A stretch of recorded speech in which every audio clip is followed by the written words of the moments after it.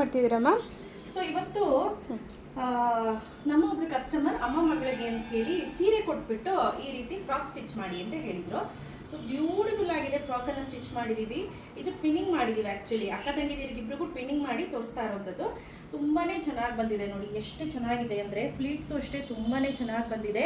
ಹಾಗೆ ನೋಡಿ ಇಲ್ಲಿ ಲೈನಿಂಗ್ ಕೊಟ್ಟು ನಾವು ಸ್ಟಿಚ್ ಮಾಡಿದ್ದೀವಿ. ಕಾಣಿಸ್ತಿದೆಯಾ ಲೈನಿಂಗು? ನೋಡಿ ಈ ರೀತಿ ಲೈನಿಂಗ್ ಕೊಟ್ಟು ಸ್ವಲ್ಪ ಮಂದಕ್ಕಿರೋ ಲೈನಿಂಗ್ ಕೊಟ್ಟು ಸ್ಟಿಚ್ ಮಾಡಿಸಿದ್ದೀವಿ. ಹಾಗೆ ಮಕ್ಕಳು ಇನ್ ಕೇಸ್ ದೊಡ್ಡವು ಆದರೆ ಒಂಚೂರು ದೊಡ್ಡವರಾದರೂ ಕೂಡ ಆಗಬೇಕು ಅಂಥೇಳಿ ಇಷ್ಟು ಫೋಲ್ಡ್ ಮಾಡಿಸಿದ್ದೀನಿ. ಸೊ ನೆಕ್ಸ್ಟು ಹಾಕ್ಕೊಳ್ಳಿಕ್ಕೆ ಆಯಿತಾ. ಸೊ ಇದು ಅಕ್ಕನಿಗೆ. ಹಾಗೆ ಪುಟಾಣಿ ತಂಗಿಗೆ ನೋಡಿ ಎಷ್ಟು ಕ್ಯೂಟ್ ಆಗಿದೆ ಅಂದರೆ ಸಿಕ್ಕಾವಡೆ ಚೆನ್ನಾಗಿ ಕಾಣಿಸ್ತಾ ಐತೆ. ಪುಟ್ಟ ಪುಟ್ಟ ಬಟ್ಟೆ ನೋಡೋಕ್ಕೆ ಚೆಂದ ಇದು. ಹಾಗೆ ಫ್ಲೀಟ್ಸು ಅಷ್ಟೇ ನೋಡಿ ಯಾವ ರೀತಿ ಫ್ಲೀಟ್ಸ್ ಇಡ್ಸಿದ್ದೀನಿ ಅಂತ. ಇಲ್ಲೂ ಕೂಡ ಡಾಟ್ ಇಡ್ಸಿದ್ದೀನಿ. ಫ್ರಂಟ್ ಬ್ಯಾಕ್ ಎರಡು ಸೈಡ್ ಡಾಟ್ ಇದೆ.